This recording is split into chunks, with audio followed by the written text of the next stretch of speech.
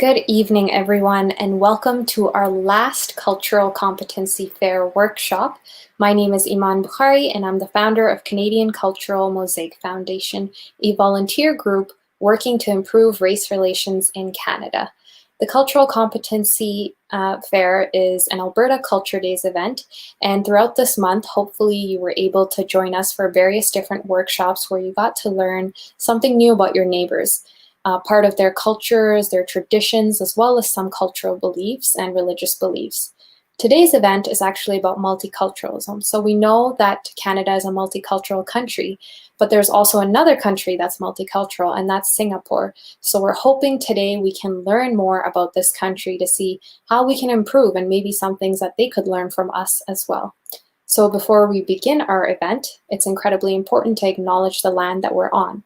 By acknowledging the land, we are respecting the Indigenous peoples, their contribution and ways of knowing, which are reflected through the stories and songs that have lived on this land for thousands of years. This is, of course, an online event, and we're all connecting through different places, but nonetheless, I would like to take this opportunity to acknowledge the traditional territories of the people of the Treaty 7 region in southern Alberta, which includes the Blackfoot Confederacy, comprising of the Siksika, Piikani, and Kaurna First Nations, the Tsuut'ina First Nation, and the Stoney Nakoda, including the Chiniki, Bearspaw, and Wesley First Nations. The city of Calgary is also home to the Métis Nation of Alberta, Region 3. This workshop will be recorded and available through Facebook and YouTube with closed captioning. We encourage everyone listening to feel free to type away any comments or questions that you might want to communicate with our guest lecturer. And with that, I would like to introduce our guest lecturer, Asjad Bukhari, who is an information management professional with a master's in library and information science and is currently working for the public sector in Calgary. He's also an amateur broadcaster and community activist on social and human rights issues, and a strong believer of the multiculturalism and progressive viewpoint in society. Welcome. Thank you very much.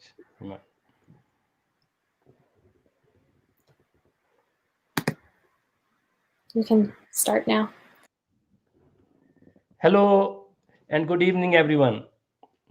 Thank you very much, Canadian CMF, for organizing this virtual cultural competency fair and giving me opportunity for this presentation. I think the topics covered during these events were very interesting and important. I learned a lot from these sessions. Before starting my presentation, I must acknowledge, although I understand the importance of pluralism and multiculturalism in modern state, and I'm passionate about this, but I'm not expert on Singapore studies. I spent few years of my life in Singapore in their National Library Board as collection development librarian, and this presentation is mostly based on my experience with the nation and based on some government rules and policies. Recently, I researched for that, and regarding to race relations. My employer in Singapore was National Library Board, NLB. They were responsible for running the network of public libraries and some special libraries and their national library. You know, public library is a place where people from all sort of life visit and working in that type of organization, I got good opportunity to interact with variety of people. Please, slide number 1. Here, first I want to share with you guys some timeline.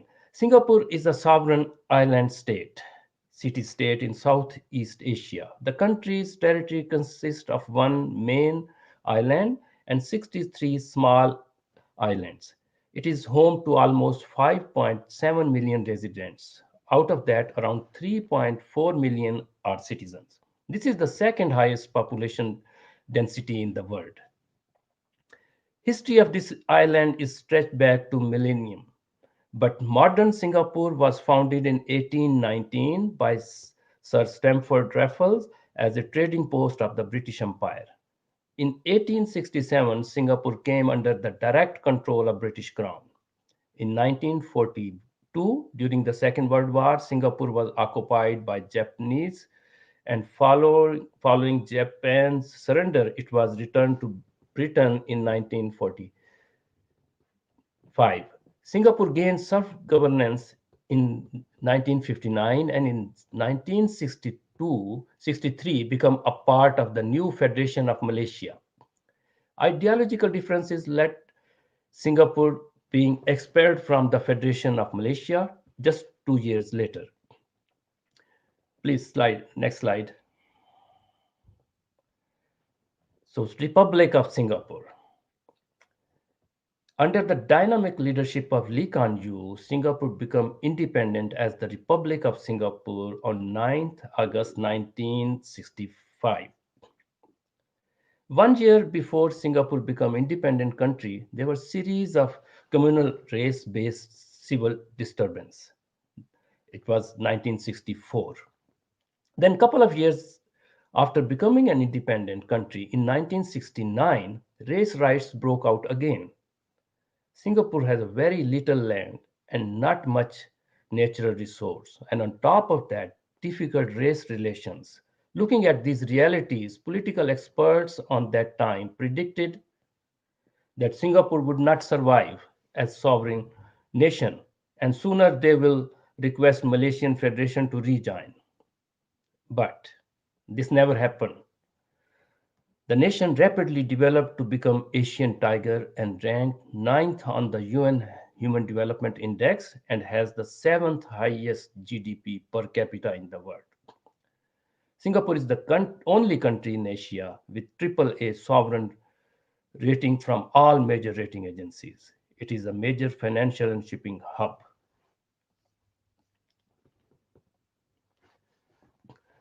So the fundamental reason behind economic success story of Singapore is they successfully turn ethnic disturbance into good race relation and healthy pluralistic society. With little land, Singapore believed that human resource is the only resource they have. So they invested on that and they work on that. So next slide, please. So the Singapore ethnic mosaic, Singapore, because of its colonial origin, was a multicultural society long before it became sovereign state, and it was deeply rooted in the society. Despite its small size, Singapore has diversity of language, religions, and cultures, and ethnicity, of course. First Prime Minister and founding father of Singapore, Lee Kuan Yew, have stated that Singapore does not fit the traditional description of a nation, calling it a society in transition, pointing out the fact that Singapore do not all speak the same language, share the same religion, or have the same custom.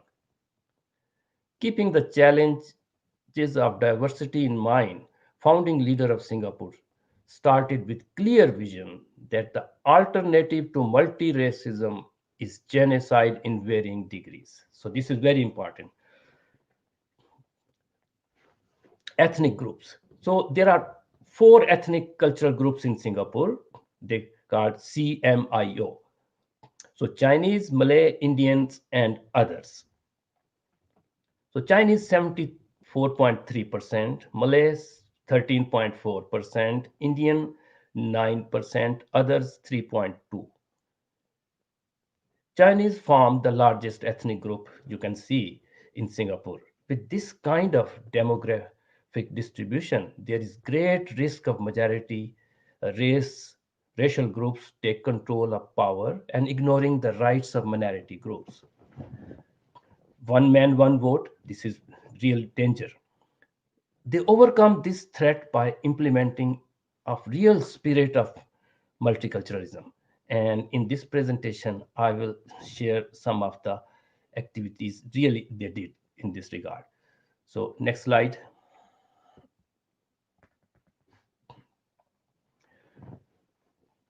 So from divide and rule to one nation, this is the story of the Singapore. Before 1965, Singapore was governed very differently. The major ethnic groups on the island were each assigned their own separate communal area in which to live and work. Interaction between ethnic communities were minimal.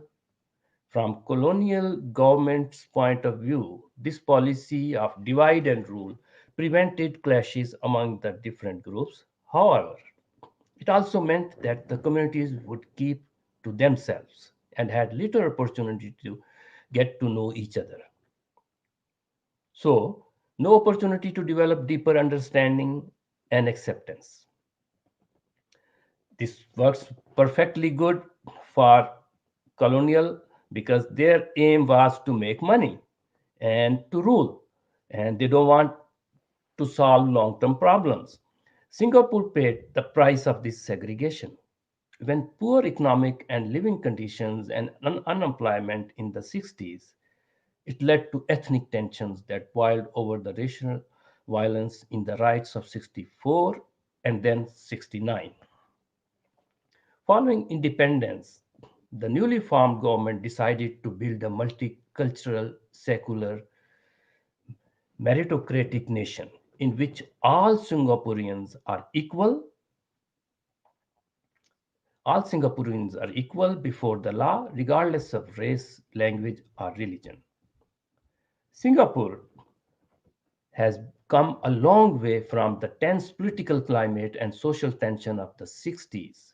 Today, despite differences in ethnicity, religion, and culture, citizens live together as one nation, and this is the success.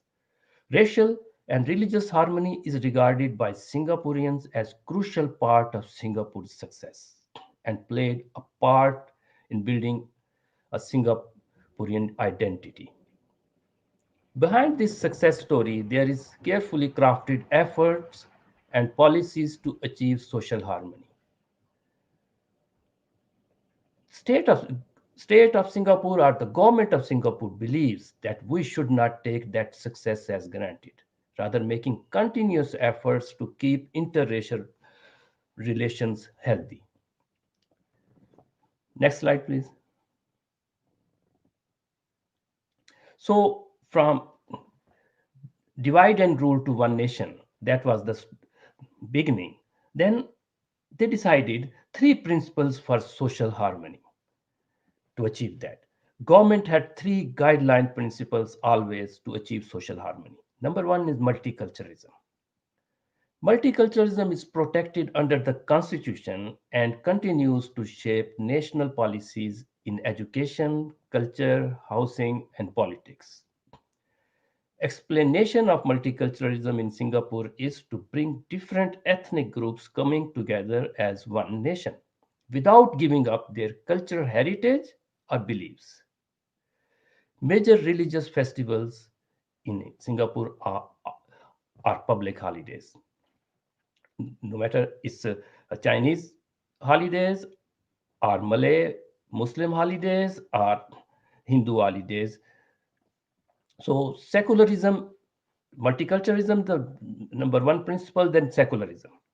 Backed by the rule of law, the state is secular, but not against religion.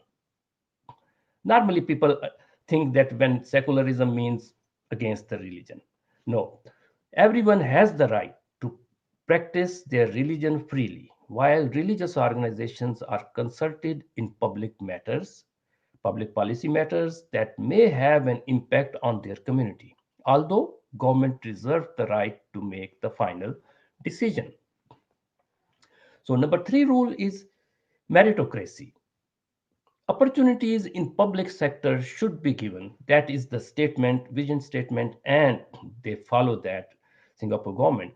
Opportunities in public sector should be given based on individual merit and performance without bias to any race, faith, or social background. While this may not result in equal outcomes, but it guarantees that all Singaporeans have a fair chance to succeed according to their own talent and effort. For example, the present now, Mr. Lee, the current Prime Minister, so he is the son of Mr. Lee Kuan Yew, but he's not Prime Minister because he's the son of that. But he was one of the brilliant student in Harvard and all of the world great universities. So next slide, please. So Singapore has four official languages. So too many cultures, too many ethnic groups, and too many languages. Singapore English, Malay, Chinese, and Tamil. So they decided that they should have four official languages, with English being the lingua franca or common language. So then they recognize the indigenous people and their language. Out of these four languages, Malay is recognized as national language of Singapore in constitution. It also plays symbolic role as Malays are constitutionally recognized as the indigenous people of Singapore. And it is the government's duty to protect their language and heritage. National anthem of Singapore, Majula Singapura, is also in Malay language. So that gives a kind of respect to indigenous people. There are newspapers, radios, and TV channels in all four languages. So, walking on the street or interacting with Singaporeans, one can see four main cultural tendencies. Singaporeans who speak English as their native language tend to lean towards Western culture, while who speaks Chinese as their native language tend to lean towards Chinese culture and Confucianism. Malay speaking Singaporeans tend to lean towards Malay culture, which itself is closely linked to Islamic culture. And Tamil and other Indian languages speaking people are religiously diverse, but majority is from Hindu tradition. On top of these tendencies, there is collective culture, and that comes from actual lingua franca of Singapore. That is actually the Singlish.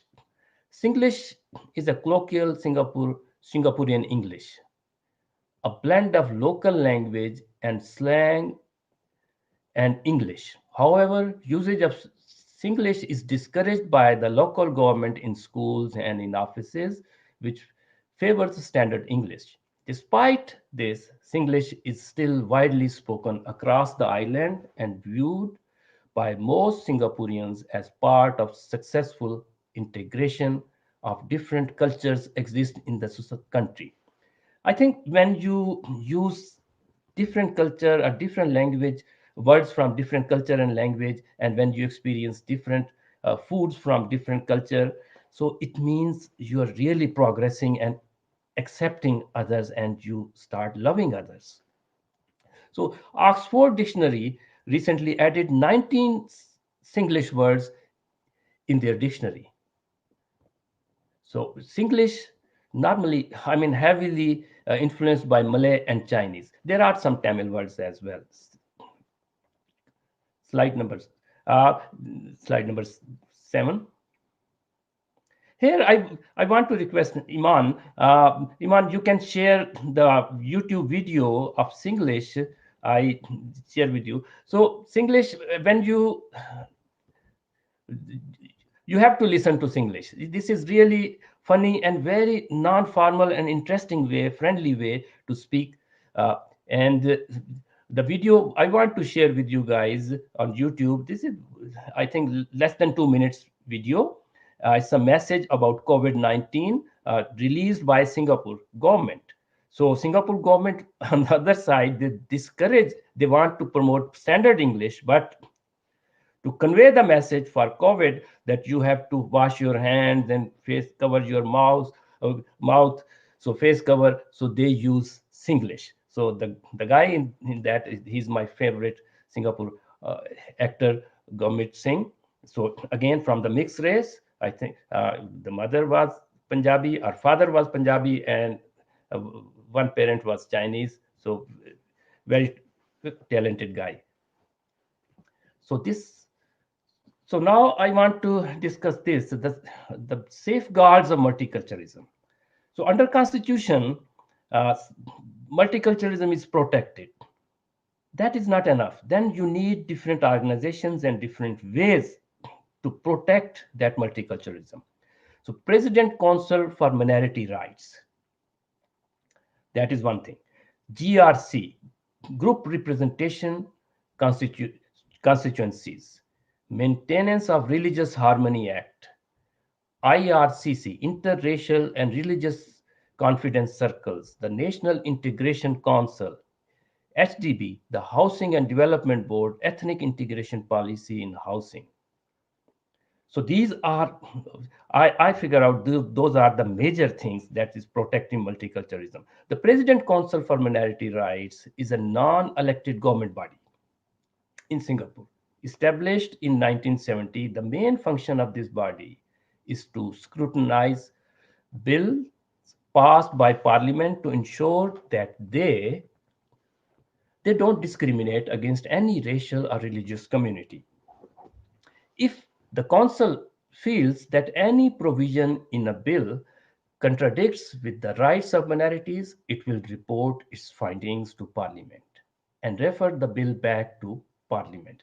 It's a kind of another filter for reconsideration. In short, PCMR is a safeguard to ensure that the government does not implement any law which discriminates or disadvantages any race, religion, or community. GRC, a group representation constituency, is a type of electoral division or constituency in Singapore in which teams of candidates instead of individual candidates compete to be elected into parliament. As the member of parliament, MPs for the constituency, GRC scheme is a safeguard to ensure minority representation in parliament. At least one of the MP in a GRC must be a member of the Malay, Indian, or another minority community of Singapore. In addition to that, it is economical for town council which manages public housing estate to handle large constituencies. Actually, there are there were concerns in voting patterns that more Singaporeans may voting along racial lines, which would lead to a lack of minority representation in parliament. So GRC is to guarantee a minimum representation of minorities in parliament and ensure that there would always be a multi-racial parliament instead of one made up of a single race. The National Integration Council was set up in 2009 to coordinate and encourage ground up integration efforts through partnership between the public, private sector, and the people. Initiatives introduced by NIC includes the Community Integration Fund and the Singapore Citizenship Journey. These initiatives provide opportunity for healthy interaction in communities. So then inter-ethnic relations from tolerance to acceptance. I think good inter-ethnic and inter-religious relation is a top priority in Singapore.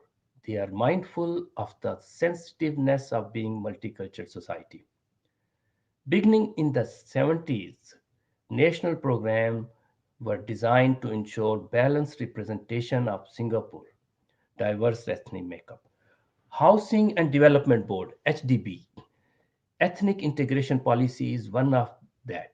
HDB's ethnic integration policy ensures that families in Singapore would live alongside different religions and ethnicities, sharing common amenities such as playground, shops, and bus stops. This is just opposite of the colonial era norm of ethnic segregation. This policy discourages the formation of the ethnic ghetto and making the daily social experience more inclusive and diverse. By the way, in Singapore, 80% of people live in HDBs apartments and they own those apartments. This is also creating common space where people during their daily life meet, mingle, and build bonds naturally. Over the time, this regular encounter and interaction of families from diverse ethnicities and cultures is forming a common culture of respect, trust, understanding, and acceptance. So I already mentioned that 80% of Singaporeans reside in HDB's public housing estate. So display of cultural diversity with this become a biggest tourist attraction of Singapore.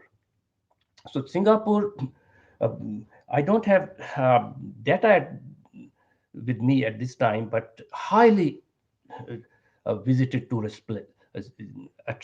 tourist place. So that diversity, the people they want to experience Asian culture in one city state. So they just need to go to Singapore.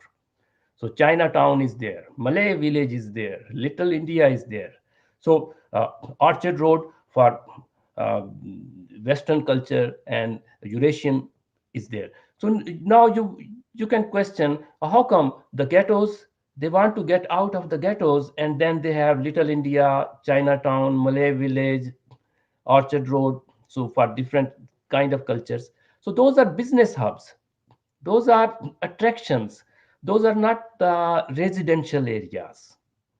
So in Singapore, you don't have to give up your belief and culture. That is the beauty. However, to maintain overall harmony in society, you are encouraged to abide by common values and norms, to respect other cultures and practices. Slide, next slide, please. So holidays in Singapore. So you can see, so I these are the different, let's say Chinese New Year, Christmas, and then you can see the um, Malay and Muslim festival, Eid, and then Deepavali. So all when they have holidays, so particular areas are decorated, and you can see uh, people go there, and during that the nucleus of activities are on those particular areas, and everybody goes and enjoy those days. So and they get a lot of tourist attractions because of these celebrating these holidays. So one can say holidays are the wastage because manpower is not working, but they are making money out of that. So they make holidays productive. So that is um, another beauty of Singapore. So the people don't think that holidays can be a source of income for your country. Next slide, please. So cultural celebration and activities, active days at work, and so these are some of the pictures. And in one side, you can see me in red hat. So let's say it was Eid in in the office when I was working. So so I they asked me to wear Malay dress because it was Eid, and mostly Malay celebrates Eid. So I wear that. That makes them happy. That makes me happy, and everybody was enjoying. Then you can see some of the pictures from Diwali, and then active days and food. So when all those things makes workplace very special. So basically, this is based on what I observed during my stay in the country. Being new employee, when you are in Singapore, one must go through variety of orientations and courses for acceptable behavior and code of conducts. And if you are from overseas, then there are some extra courses as well. So racial slur and jokes are unacceptable, and in case of complaint, there are serious disciplinary consequences. Common areas like lunchrooms, cafeteria, and employees' lounge has delegate considerations for everyone. Vegetarian, halal, regular, etc. So, for example, Muslims in halal they don't eat pork, so they have separate fridge, refrigerator, and separate microwave. Then and same for the vegetarians. So it makes everybody happy. Holiday celebrations for all existing cultures. So let's say if you only celebrate one culture's holidays because they are in majority, then others feel left over. So You will not see that kind of uh, things in Singapore, uh, because everyone is included, and and uh, so this is, let's say, my holidays. Even if it is not a public holiday, I have to work or I have to take special day off for that reason. So I feel a kind of, it feels a kind of leftover, but you will not see this in Singapore. So next slide, please. So these are all good things, but not everyone is happy. So some people want do more. Not, I come across several critical writings on Singapore government policies regarding multiculturalism, and among them was one article on medium.com titled The Myth of Multiculturalism in Singapore, written by Bella. I, I quote concluding remarks from that article. The current status quo of different races having mostly superficial understanding of each other based on stereotypes or are closed off from each other would be more manageable than a population with a mature understanding of that degree of the human condition, because the latter might contest PAP's many policies that are designed along racial lines. PAP is the People Action Party, the one uh, ruling party, and since independence, so PAP is ruling the country. Uh, that I will tell some funny things about that later. Therefore, it may believe that the PAP government, People's Action Party government, will continue to sustain the myth of multiculturalism in order to install themselves as the guardians of Singapore's peace and prosperity. In my personal opinion, PNP is also very intelligent party, and their founder Lee Kuan Yew was really visionary. People love them and people criticize. Some people say PAP, People's Action Party, means pay and pay again, because they have to pay the tax on everything. So nothing is free. There is no free lunch in Singapore. So you have to pay for every government service. So they say, oh, basically PAP is People's Action, pay and pay again party. But in the end, always still they are getting majority by one man, one person vote. But now opposition parties are getting stronger too. 20 years back when I was there, it was the opposition was almost don't exist. On that time, I remember there was one uh, fiction and a kind of science fiction. So the fiction writer come up with the theory. They say why Singaporeans are too disciplined, too clean, and they listen to government, and whatever government say they just follow. So they said Lee Kuan Yew asked some of the scientists to give me some of the substance that I can mix with water, and then nobody will oppose, nobody will resist. And then they developed that substance and he mixed with water, and Singaporeans drink that water and everybody is happy. Anyway, this is just the fiction. So one another group, LGBT community, is also not happy with present laws regarding their rights. For the rights of LGBT community, Singapore is making slow moves as per the pace of society. In June 2019, at the Smart Nations Summit, Prime Minister Lee repeated that Singapore would keep Section 377A for some time, saying, whatever your sexual orientation is, you are welcome to come and work in Singapore. You know, our rules in Singapore. It is the way this society is. We are not like San Francisco, neither we are like some countries in the Middle East. We are something in between. It is the way the society is. You can Google section if you are further interested, section 377A, so that there is some punishment also. So there is always appetite to do more. When it comes to learning from Singapore, I guess every country, I guess every country has its own unique problems and situations.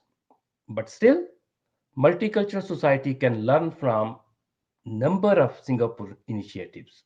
There are the safeguards of multiculturalism and the things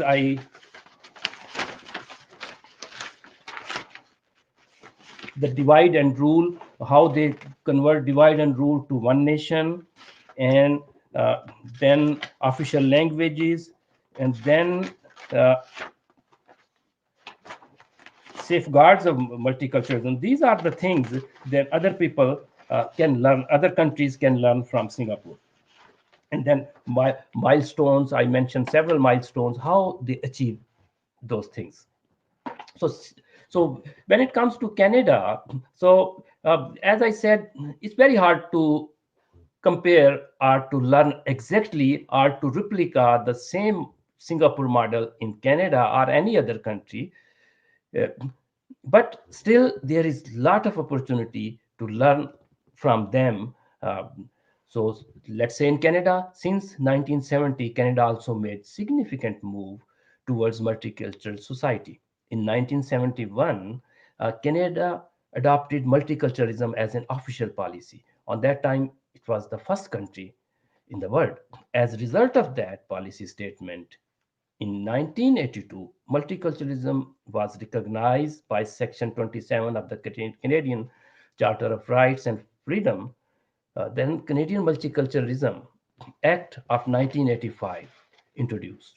That was the real big step towards multicultural legislation in Canada.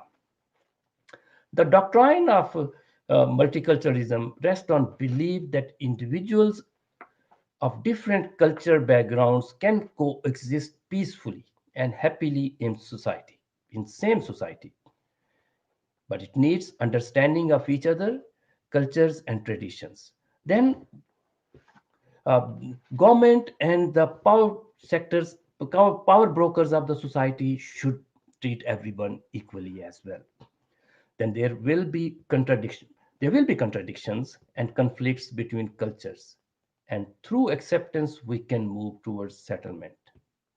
But acceptance should not mean to end practicing personal values and lifestyle, as long it is not contradictory to common law.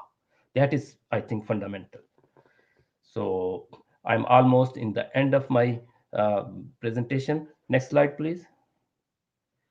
So before I ask any questions, so anyway, there were people, they are not everyone is happy, but in the middle you can see the picture when we were leaving Singapore. So me and my kids, Iman Bukhari and Basil Bukhari, so our faces are like that. So leaving lovely Singapore. Thank you very much, guys. And I love Singapore, the multicultural society. Thanks. Thank you for sharing that awesome presentation, especially that incredibly embarrassing picture. So if you don't know yet, this is my dad, and we had an amazing time living in Singapore, and that was the first time that I was introduced to multiculturalism without even knowing what multiculturalism is, because it was so evident everywhere, because you saw languages being spoken everywhere, because you saw food everywhere, you saw people celebrating their culture, and you saw them embracing their culture. For me as a kid, it was just the best experience ever. Even though I wasn't one of the major cultures there, it was a great learning opportunity. And I really miss Singlish, I have to say. So thank you so much for sharing that awesome presentation. So if any of the audience have any questions, now is the time, or any comments you want to share with Asjad, I will be sharing some of them. So we have one kind of question here saying, I have visited Singapore from Maureen. I have visited Singapore a couple of times and have good local friends there. It's a lovely country. Racism is usually deep-rooted in historical events. Before being colonized by the British, did one of the three basic ethnic groups rule Singapore? If so, how did this group treat the other groups? How was this imbalance addressed after the British withdrew and Singapore became an independent country? To be honest, I have to say first, I don't know much about the history of Singapore before colonial, but I think it was not significant uh, area or the city in the world uh, from ruling point of view. So there are fishermen, and there it was under Malaysia, that Malaysian region, but there was no bitterness in that way.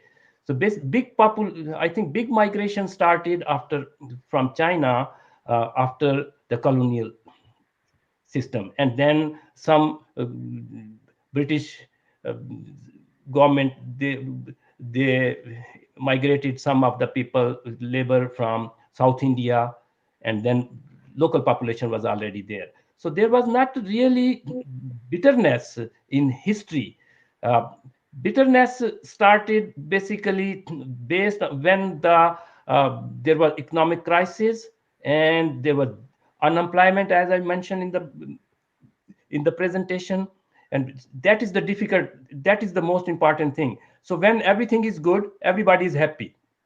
When we have difficult time economically, then majority, uh, and then those, the one we are keeping the grudges, and then some things in our heart against other cultures, that comes up. So that's why in 60s, again and again, when it become independent, then 73% is one ethnic group, and then the others feels left over.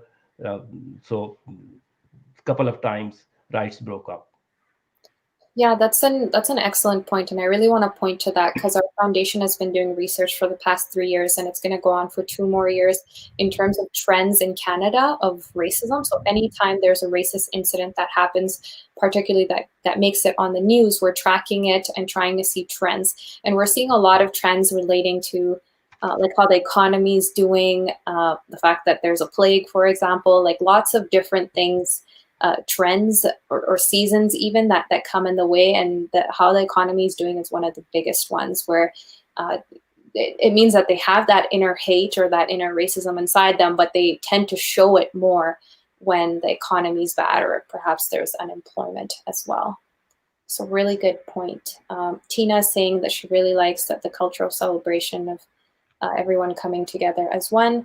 One of our members actually commented in here saying, in terms of race relations, what is the biggest difference you notice between Singapore and Canada? Very difficult. So basically, in Singapore, we the government have more grip, and you can see the discipline. So who breaks the rule have to pay. In Canada,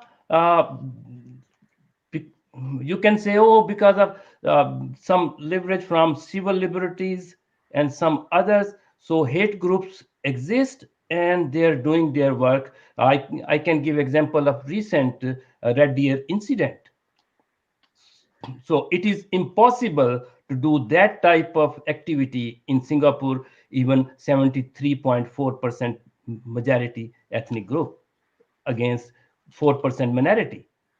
So government is vigilant, law enforcement is vigilant. Whatever is the law, they implement, and people understand this is the law, and we have to follow. If let's say uh, LGBT group, they don't like the law, they are protesting uh, under the law, under the given circumstances or whatever are the uh, rules, under the rules, and one day they will get their rights. But whatever is the law, that is the land of the law.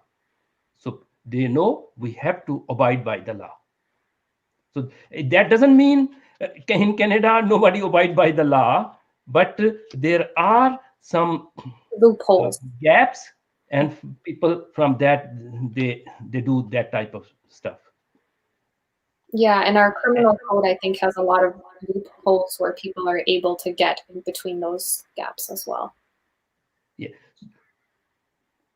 Okay, so we have a question here, and I'm not sure because I know you're not like an expert in Singapore, but maybe you can answer some of them. How does the multiculturalism policy in Singapore prevent discrimination against and protect the rights of domestic foreign workers and low skill foreign laborers that largely service the construction industry and so on?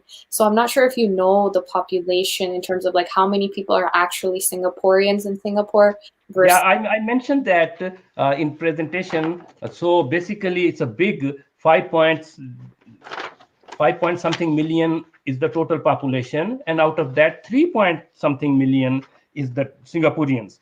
That is very important point about the foreign workers and how they implement discrimination. So let's say neighbor countries, if just to Google in neighbor countries, Indonesia, Malaysia, for example, a nanny is one of the biggest domestic worker in Singapore, and mostly are from Sri Lanka and Philippines. So you can talk to anybody, any Filipino nanny that have experience working in Singapore and also in some other country or in Middle East.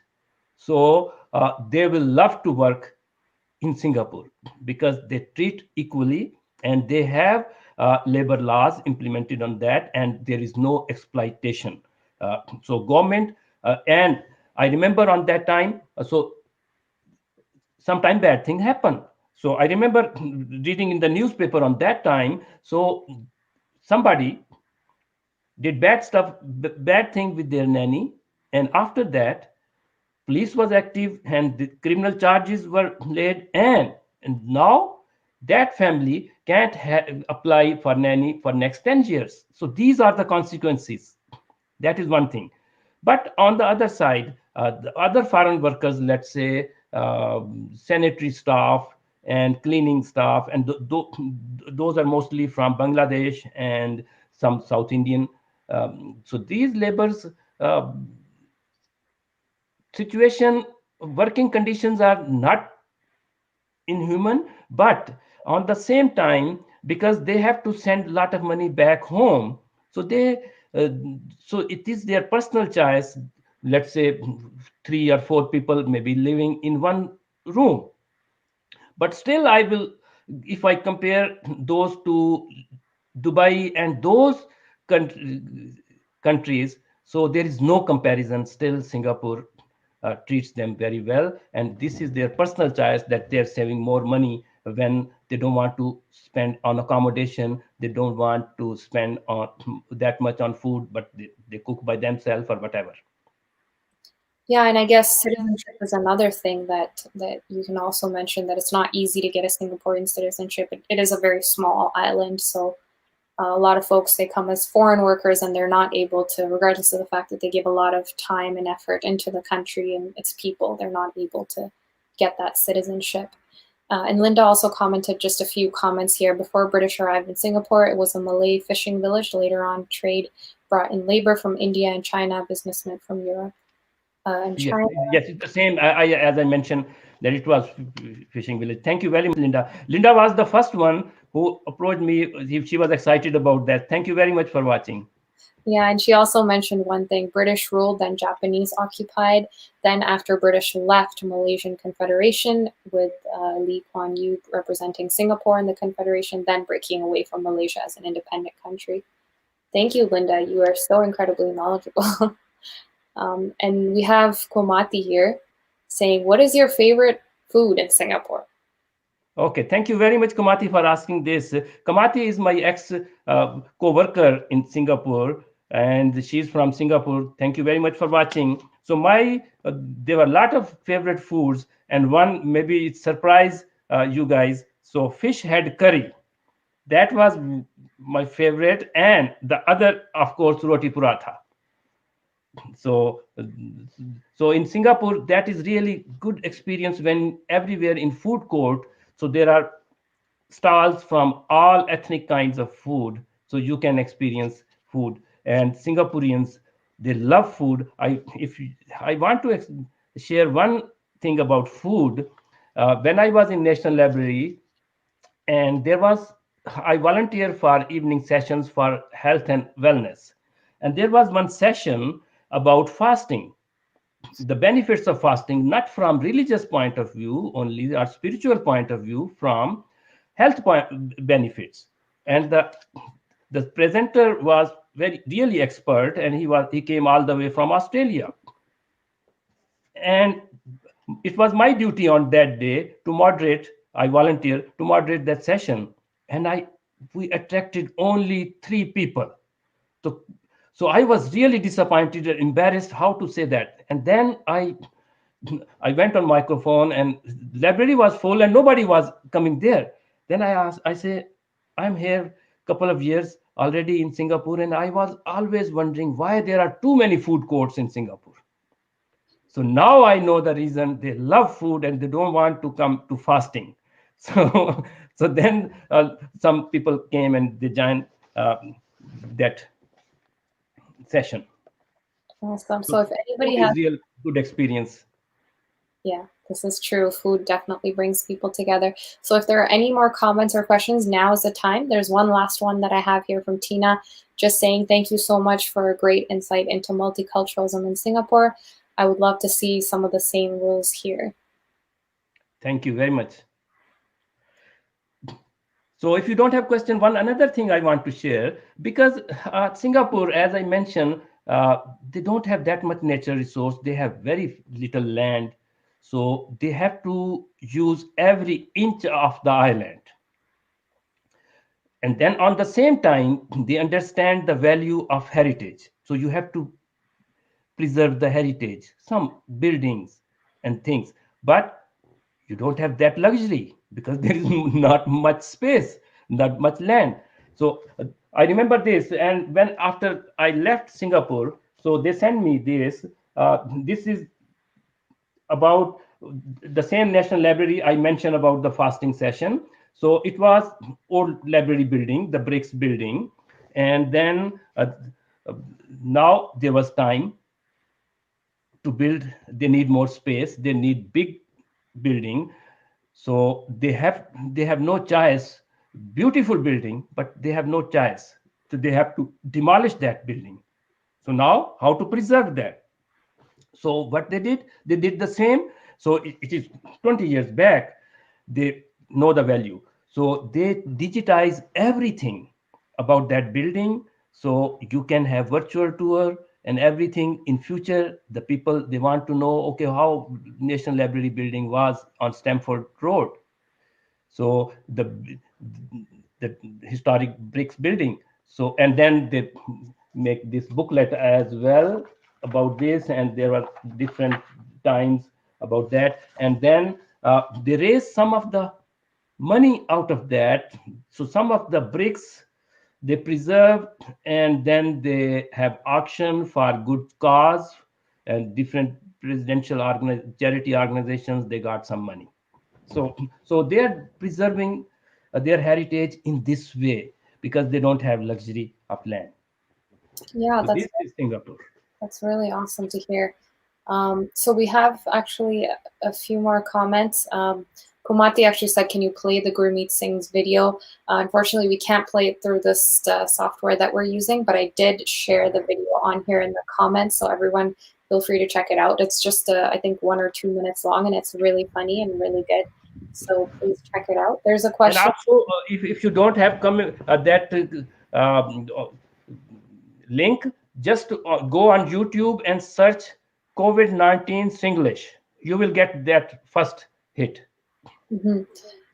So we have a question from Mohammed saying, can multiculturalism and religion go hand in hand? Countries in South Asia like India and Pakistan rely more on religion and politics. With religion so much intertwined in government and politics, where does multiculturalism hold its play? Thank you very much, Zahir, for asking this. This is really very important question about multiculturalism. As I mentioned in my presentation, there will be conflicts, there will be contradictions. So religion is one of the big challenge. That doesn't mean we can't live happily believing on different faiths, but we have to be smart and we have to be acceptable and we have to give space and respect to others. And every religion and even scriptures have that kind of guidelines. I know, for example, I can give you the quote from Quran. So it says, Lakam dinokum walayyudin. For you, you have your way of life or religion or deen. For me, I have my own way of life or religion.